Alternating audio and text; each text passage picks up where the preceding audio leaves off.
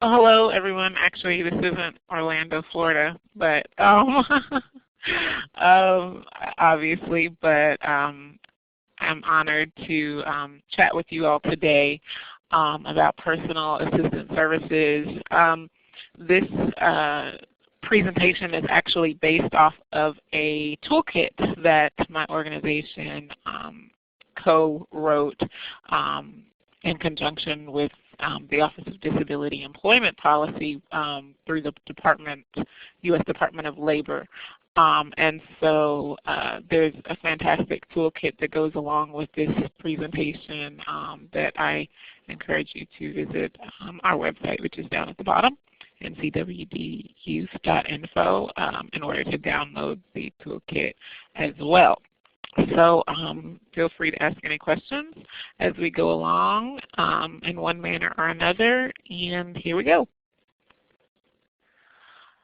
So basically, just starting out with the basics of personal assistance services, which is what PAS, and from now on I'll try to use that term. It's basically become known within the disability community to refer to someone or more than one person who assists a person with a disability in performing certain tasks during the course of the day that he or she cannot perform on his or her own. One thing before I go too far in depth, I want to let you all know that I'll definitely be using some personal stories and stories of other colleagues that I have that utilize personal assistance services. This isn't me speaking from a lofty position, but more or less from my own personal experiences as a person with a physical disability that requires daily use of personal assistance services. So just wanted you to know that right away. So there are a variety of terms definitions used for personal assistance services, and different organizations and government associations use different terms, but basically it's kind of just what we said before, just assistance with a variety of daily activities.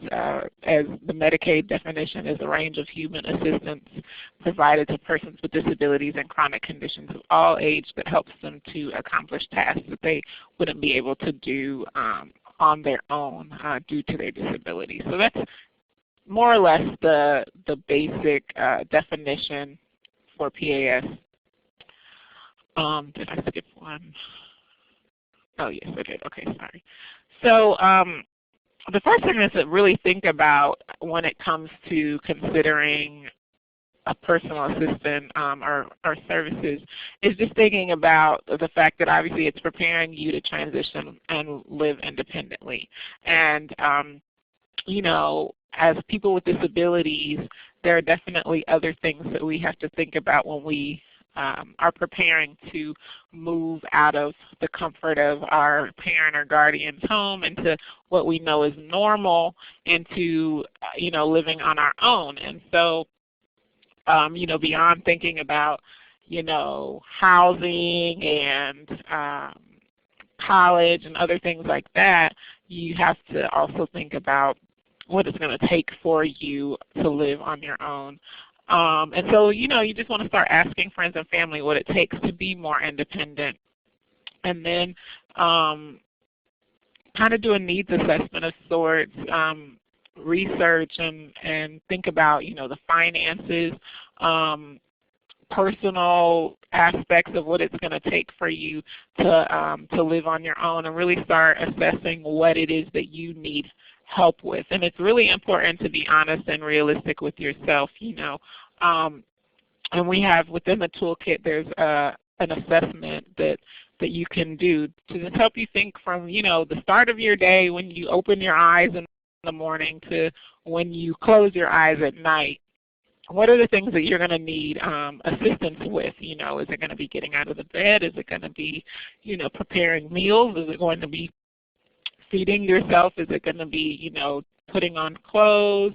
To in the middle of the day, if there are particular needs that you have, it's important to think about what those needs are, and then obviously think about how long that might take. And a lot of times we don't think about those things because we just do them, or we have someone that helps us do them and it's become routine. So it's important to start thinking about what you're able to do yourself or are willing to do on your own, and then what you're going to need help with. And then think about your own preferences as it relates to a personal assistant. Are there things that you are not willing to compromise on, and things that you are willing to compromise on? For example, if it's that you want a non-smoker and that's something that you just must have, then those are things that you want to start thinking about as well. So then this kind of says what I just said. What tasks are you going to need help with? Is it going to be just be on your own services? But we talk about activities of daily living. Are you going to need help with keeping things in order, cleaning, making the bed? There's also things that we call queuing. So it may not necessarily be that you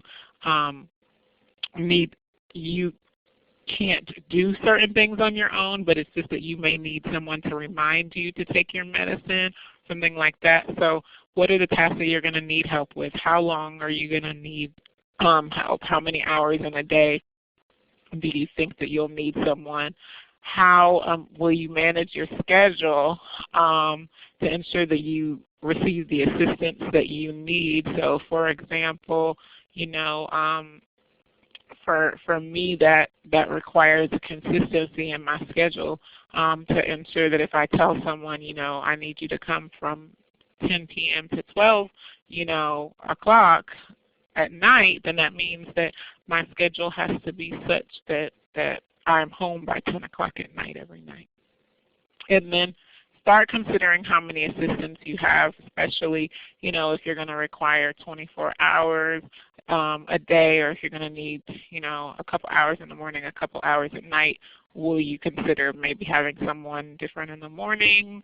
Or like for me, I have one person that helps me during the week, and I have a different person that comes during the weekend. So things like that you'll want to consider as well.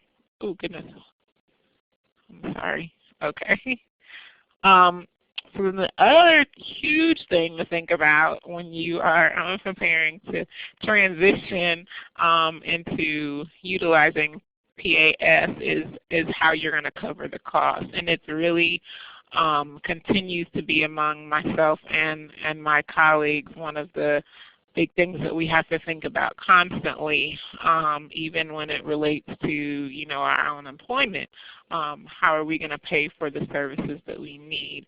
And there are a few different ways that they can be covered. Number one is cash benefits. So payments go to qualified consumers or their representative payees. So basically that means that there is someone that's literally giving you the money, and then you are paying them yourself. So in my case, when I was in college, the Department of Voc Rehab gave me money every month that then I paid someone myself, and I had to keep tax forms and have an employer ID and actually do the taxes for the person. So that was what they did. They gave me the cash, and then I paid them. Another is vendor payments. So it's a case where a case manager determines how much and the type of services that you're going to receive, and arranges for them to be paid directly. So basically that means that for you, no money is changing hands. You aren't seeing the money at all. In some cases with Voc Rehab, which I've also had, I utilized an agency that provided my personal assistant, and so Voc Rehab sent a check directly to that agency, so I didn't have anything to do with the money. And then also, I know like right now, there's a variety of programs through Medicaid that do the same thing. And then vouchers, which are also similar, where funds are authorized. A consumer uses funds that are authorized for those purposes. So it's all similar, and a lot of them are the same and kind of complicated to distinguish each. But mainly the difference is whether you're paying the person, whether they're paying, whether an agency or whatever is paying them, or any variation of that. So like it says down here at the bottom, it's best to talk to someone in your state and or county, because it certainly depends on the area that you're in as to how a particular program might provide the funds for that. And then continuing on in terms of covering the cost, obviously for a large number of people, paying out of pocket or your private funds is probably the most common way that people pay for personal assistance services, especially if you get to a place where you are not eligible for benefits in one manner or another. So private funds, a lot of people pay out of pocket. One thing I wanted to mention is that I have a friend that, for example, was moving, or she was going away to do an internship, and although originally Voc Rehab wasn't paying at the time for her personal assistant, when she went away to do the internship, she got them to do it, basically just letting them know that this is going to enable her to ultimately get a job. And so they agreed to pay for her personal assistant services even when she was away doing this particular internship. So it's really just important to kind of be creative when you're looking for funding to cover your personal assistance. Some private health insurance companies will pay for it.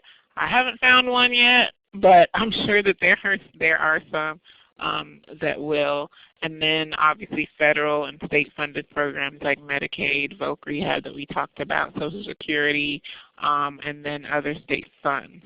And employers by law are not obligated to pay for your personal assistance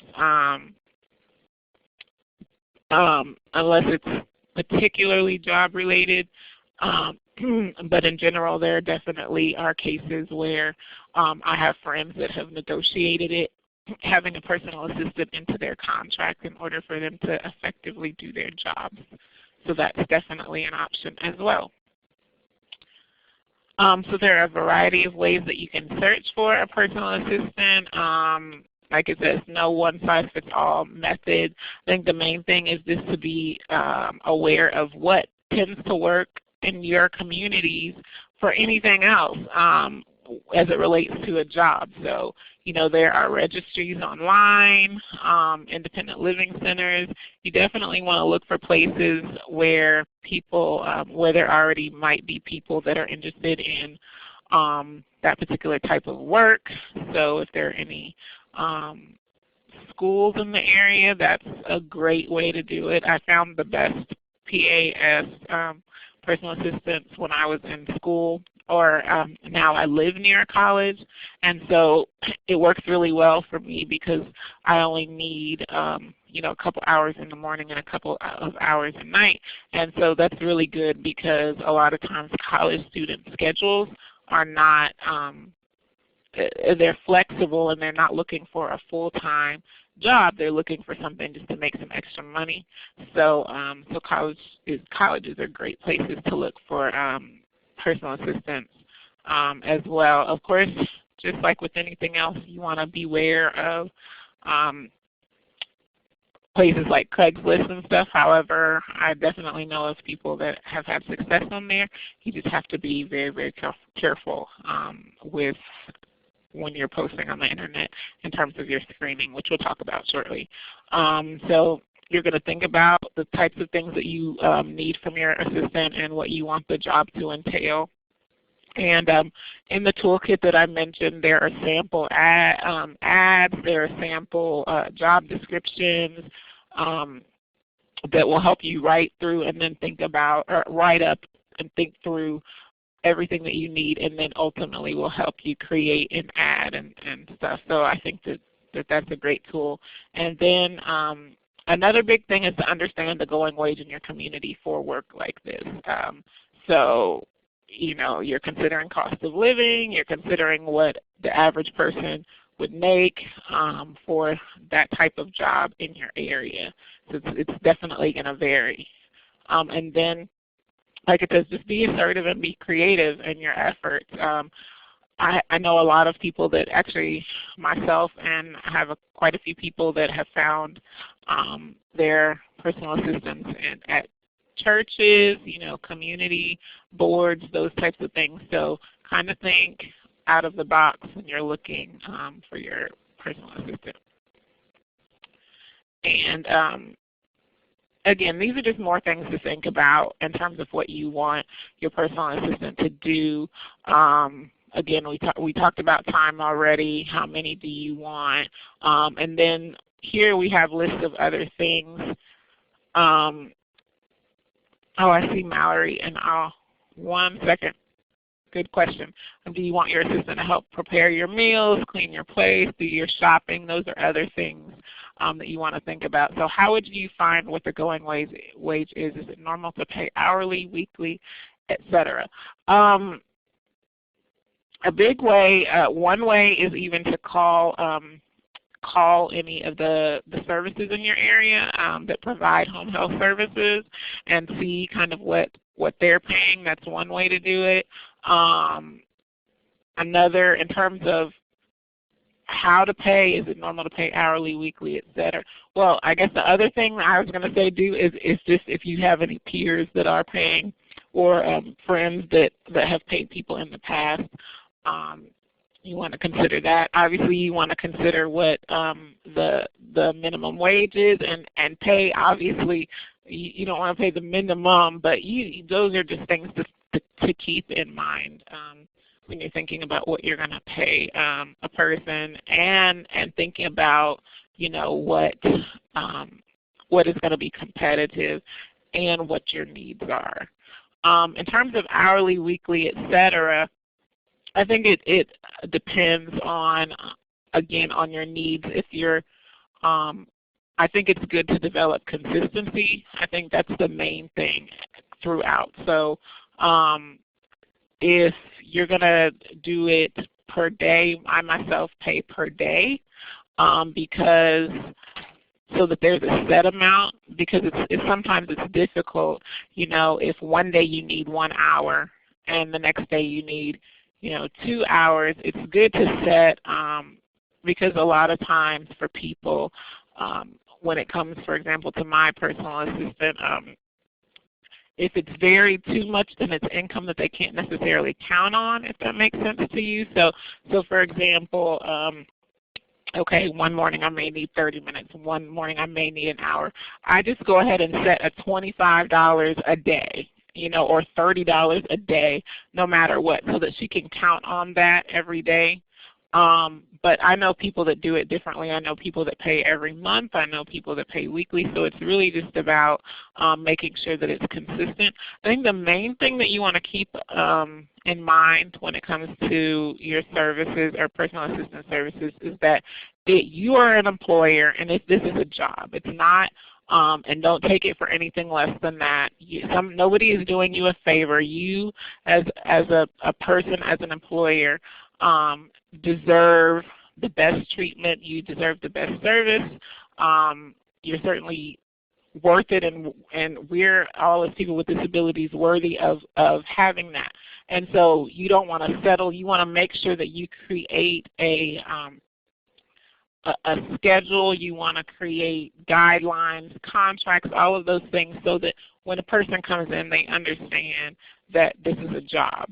And so if you make it too lackadaisical, even when it comes to pay, then people will take it as such. So just whatever you set in stone from the beginning is what you want to consistently do. Does that help? You can let me know. Okay, yeah, great. Okay. So this piece is about service dogs, and I honestly don't have one, but my colleague that helped write this particular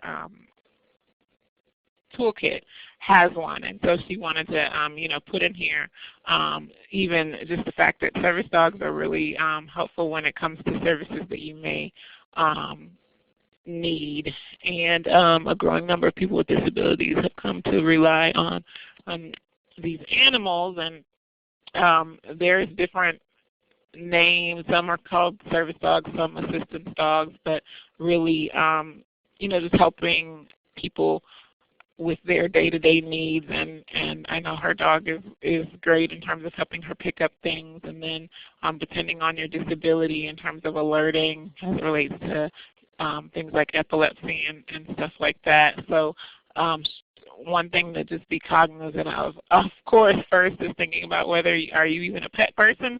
Do you want a dog? Do you want to make that time commitment? And then of course it's another cost. And there are programs that you can look into when it comes to considering a service dog. So that's just a side note. So in terms of identifying your personal assistant needs, you want to think about asking open-ended questions rather than yes or no. So for example, you're not going to say, do you like taking care of people? And they would say yes. You would say, why are you interested in this position? What makes you feel that you would do well in this position, so that you are asking questions where you can get more, you can even ask more questions after that and get to know the person. Because the fact of the matter is these are going to be people that you are extremely intimate with in terms of, they're coming into your house, they're coming into your space, and so you want to, from the beginning, figure out whether there's a rapport and that it's going to be someone that you're comfortable with talking with, comfortable with, sharing with, things like that. So from the beginning, you want to see if there's that conversational relationship. But you do want to be consistent. And the other thing that I just want to say is that you want to be consistent, and you don't want to appear desperate, because then from the beginning it kind of puts the ball in their court. And again, you are the employer. They're the one that's seeking a position from you. And I've made the mistake of, oh yes, yes, yes, please, I really need you. I want you to come. Great, I'll adjust my schedule. I'll do whatever I need to do. And so then it ultimately turned out that the person took advantage of me and of the situation. So you want to make sure that from the beginning you're consistent with each person, that you're asking similar questions, so that then you can ask more questions, but also so that you can compare each interview. And don't end the telephone call by setting up an interview time and date. Let them know that you'll call them back, so that way you can put each person next to another, one candidate next to another, and judge and think about it, and not make any snap judgments or opinions. So in-person interviews are going to help you to see whether the person can perform the duties required and whether your personalities are compatible. Then you want to consider body language, facial expressions, attentiveness, and talkativeness. And just because all of those things will help you figure out whether you all are going to be able to get along, whether, do they, and especially because the tasks, when it relates to PAS, sometimes may not be the most comfortable. And you don't want to feel uncomfortable in your own space, in your own home. So if it looks like they're not going to be comfortable with potentially dealing with bodily fluid, then that's something that you may not want that particular person. So it's very important to be upfront about all of your needs and see how they react to those things. When you're first meeting with them, make sure to meet in a public place, and consider having a friend with you, or a family member. They're really good at, especially those that have performed those services for you, because they can provide kind of an outside perspective and help you make a better decision. And then you just want to, I'm going to try to speed it up a little bit more because I don't have way too much time. But you definitely want to follow up with references. Make sure that you do that again, just developing that consistency and showing the importance to the person. And then, because again, it's such an intimate situation and they'll be in your home, you want to make sure that you do everything up front to ensure that you're going to have a good experience. So do background checks and driving record checks and things like that just to make sure. And then develop a contract. So basically everything that you set out from the beginning, whether it is that you're going to pay them hourly, that they're going to come at specific times, the things that they will and won't do and the things that you will and won't do. Make that known from the beginning because that's what you can always come back to. Mutual respect is essential, and you'll learn that you also earn more respect from your employee if you actively show him, her, or her your respect and appreciation. And that's very, very true.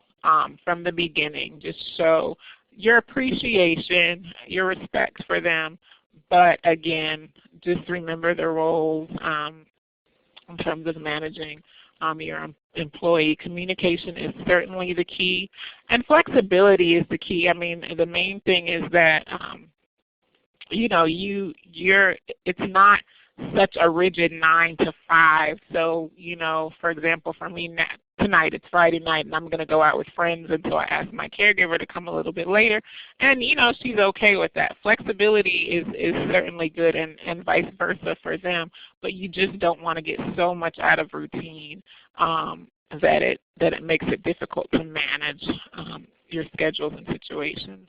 So make sure that you introduce them to the people that are important to you too, especially in case of any sort of emergencies. Discuss concerns or problems as they develop, and because it certainly does. Tension in situations that involve personal assistance services is no fun because these are people, depending on the type of service that you required, if it's every day, these are the people that you're going to wake up to every morning, and these are the people that you're going to go to sleep to at night as they're turning off your lights. And so you want to make sure that you talk things out and consider any concerns or what have you as soon as possible, so that it doesn't make it awkward. And definitely think through those awkward moments. And basically what that means is those times if there's an accident, if there, anything could happen. And you want to make sure that you start thinking about those types of things and how you're going to handle them. So here you go in terms of paying. Your employees, different factors impact how your personal assistant costs will be covered, and we talked about that earlier. Just consider laws, policies, and procedures in your state again. So definitely look into it within your state if you're going to be working with voc rehab, if you're going to be working with Medicaid, different things like that. And if you're going to even be paying out of pocket, then you have to consider taxes and what kind of employer taxes you may have to pay. And if you're the type of person that doesn't particularly love dealing with money like I am, then you may want to consider having someone that handles the payment piece, so that can do your accounting for you or what have you, because that can be tricky. Make sure that you know the reporting requirements of the funding source. So if it's voc rehab and they need you to send in the timesheets every month, then that's what you need to do. So definitely keep organized records. Give feedback often. Do not save praise or criticism for evaluations. I mean, just like in any job, we certainly all love to hear, good things, and then constructive criticism. Constructive criticism is never a bad thing, but you want to make it as such constructive. And it's always good to add this is what you're doing well, and these are things that I was thinking maybe could we do this differently. It's just like, again, it's a job. It's a situation where there's benefit on both ends.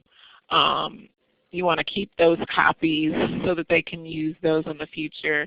And if feedback evaluations do not improve performance, give a written warning that things need to improve by a certain date. I know, for example, with my friend that wrote this particular guide, she talked about an instance where she had a caregiver that didn't recognize the importance of the fact that she really is, you are your own decision maker. And a lot of times, sometimes as people with disabilities, people try to take advantage of or are what they consider to potentially be vulnerability. And so she ended up having to let someone go because they felt like she needed to, she had a bad cough. And the cough resulted, and so they wanted her to go to the emergency room. And she was trying to let them know that, you know, she was perfectly fine, that she didn't need to go. She knows her body, and she didn't need to go. And they ended up insisting and calling the authorities, and it escalated very far beyond what it needed to be because the assistant did not take into consideration what she knew about herself. And so I tell that story just to say that, you know, it's important to emphasize the fact that you are the decision maker, that you know yourself, and ultimately you're responsible for you. So set those boundaries in the beginning and let them know those boundaries so that you can properly go through, you know, evaluations, anything like that, and then go from there. Abuse, avoiding abuse, it can come in so many different forms. I could tell you stories, and I don't even want to enter into them, of different things that have happened. But you know, especially you want to think through giving your bank account information, cash, money, checks, credit cards to anyone, because that's definitely a way that you can be taken advantage of. You know, when you're thinking about how many keys that you're giving out, you know, you want to be cognizant, aware of that type of thing. And just watch, be aware, be open to what's going on, mannerisms. That's why all of that is, the background checks and everything are so important to do at the beginning, so that hopefully you won't deal with anything later on that's negative. And this is basically, I mean, unfortunately, this happens where you have to get rid of a personal assistant. I don't think I've had that issue before. I've been pretty fortunate, but I certainly know people.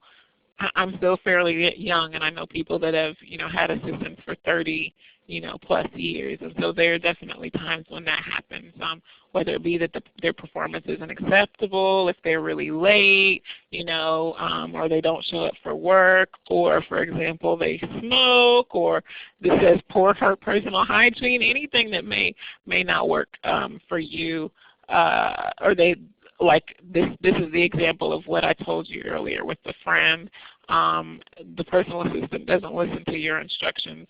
She also had an instance where one of her personal assistants was really negative toward her dog. She, you know, kicked the dog's toys around and things like that. And that was a sign to her that, you know, that wasn't someone that she wanted to care for her every day, because her dog is extremely important to her. It's a family member to her just as much as, you know, others are. And so that was a reason for termination in that particular case. And I think I'm over to Ann. Okay, thank you so much. That was fabulous. And I'm just going to talk a little bit about the IHSS program. And of course, everything that Andrea said so far is true in the IHSS program as well. But in California, we have IHSS, which is the In-Home Supportive Services Program, which is one of those funding sources, really, that Andrea talked about. And so I thought I would talk a little bit about getting on the program, particularly the assessment. So we have some suggestions here to prepare for that annual assessment. You know, there's a couple of parts to becoming eligible for IHSS, and the first part is the financial eligibility piece, and basically Medi-Cal eligibility matches or, you know, confers financial eligibility for in-home supportive services. So I'm not going to spend a lot of time on that. The second piece is the need for the services in order to live independently. And that need is determined through this annual assessment that's conducted by a county social worker. So if you're starting out and entering the IHSS program and you're having your first assessment or your second, third, or fourth, which happens annually or close to annually, these are some things to think about. So first, the IHSS social worker does not know about your particular needs. Be clear and specific and realistic. And that's really important. You know, you might think that they can tell by looking at you, or that they meet with so many people they should know. It's really important not to make assumptions about what they understand about you. It's very important to be very clear about what your needs are. Secondly, consider how much time it takes to complete each task and how often each task must be provided. You might want to track your tasks for a month in preparation. That sounds like kind of a big deal. It's really not a bad idea to do this, to actually be able to show that you've put some time into determining what your needs are, and it's based on, you know, data that you've collected. Then be sure you understand the questions. They can affect the number of hours you may be authorized. If necessary, ask the social worker to repeat the questions. Again, you don't want to make assumptions that everything's going well. In terms of the assessment, you want to make sure that you understand what's being asked of you.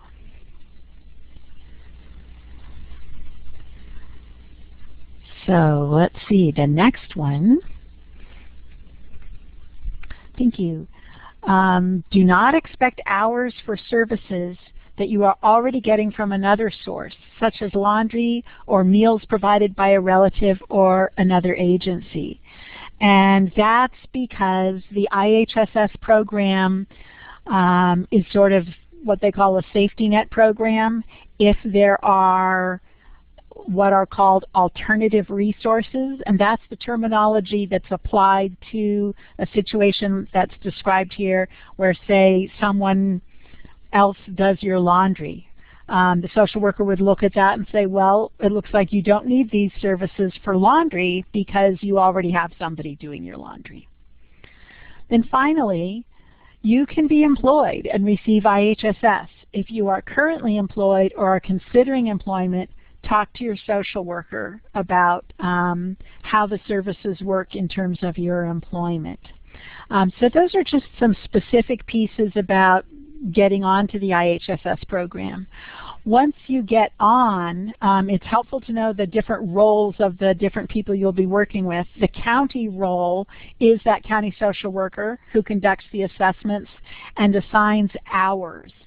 And once you've been approved for in-home supportive services, you would get in the mail something called a notice of action that lists the tasks that you've been approved for and the amount of time for each task. So that's an important document to keep with you. And then, you know, we've talked a lot today about finding personal assistance, how to locate people to hire. And if you're in the in-home supportive services program in California, you live in a county that either has a public authority or another entity that's serving the same function that manages a provider registry. And the registries have people who have applied to work in the IHSS program and who have had some screenings and who have been at least offered IHSS training or training in being a good provider, and probably have some training in things like lifting and transferring. You can certainly ask them. Most public authorities offer that kind of training. But another really helpful kind of training that public authorities offer is employer training.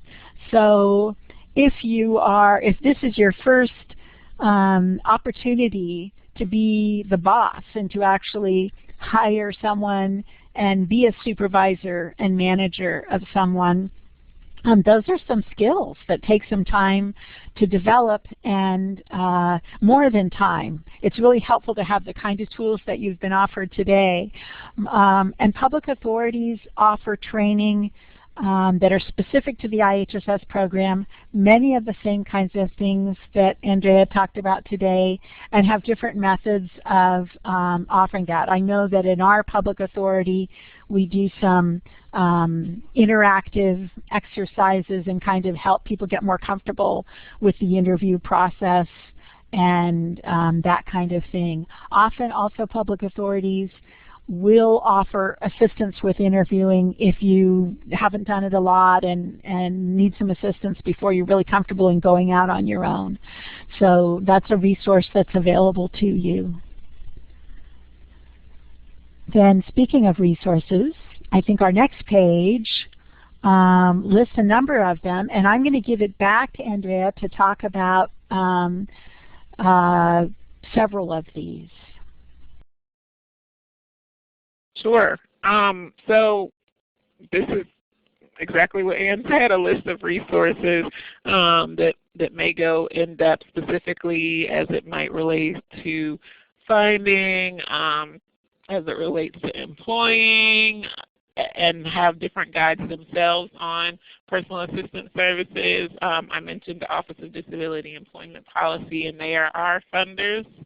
And they have a variety of resources. National Collaborative on Workforce and Disability for Youth is actually our website, and that is where you can find the personal assistance services toolkit that I mentioned. We have a variety of tools listed by topic, and so if you go on that website and look by topic, there are a host of resources for people with disabilities and those that work with people with disabilities, and so that particular document is on there.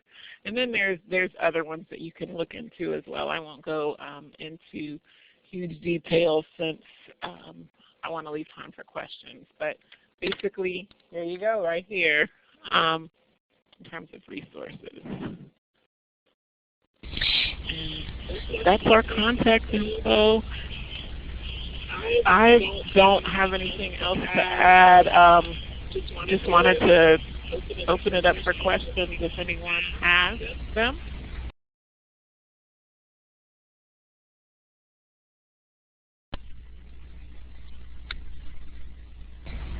We'd love to hear your questions. And while we're waiting, I'm just going to go back to Andrea's organization, and that toolkit that they provide is really fabulous. I hope everybody gets their hands on one. It's what we've based our training on.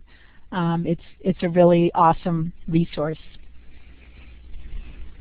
Thank you. It is. I must say, if I would have known the stuff that was in that toolkit when I was actually in the trenches, it would have been so helpful. Or when I was getting ready to think about it, I just kind of jumped into independent living and had to discover a lot of things on my own through trial and many, many, many errors. So I really encourage you to check it out. Yeah. So we're going to do it right now. How exciting. Oh, there you are. You want me to go from here? Can I do it from here? Oh, it looks like I can. Yeah. Let's see here. All right. Put me on the spot. And Jerry, what would you like to do? Okay, that would. Oh, I was going to go find it for you. So you can see this is the website. And, oh wait, what happened? It is,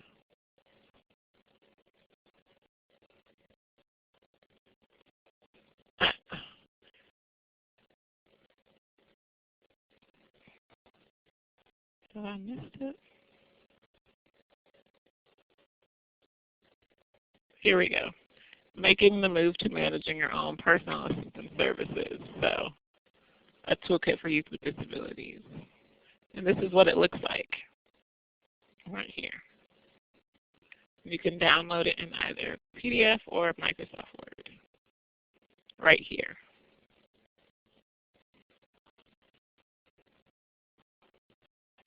And there you have it. And oh, there you go. I will also mention that in terms of IHSS, the final resource on your resource list suggested Disability Rights California that has a great number of tools in just understanding the IHSS program and to help people with appeals, assessments, etc. Andrea, and for your wonderful presentations today. And if you guys have any further questions, the contact information is on the slide. Be sure to contact them directly and ask any specific questions you may have.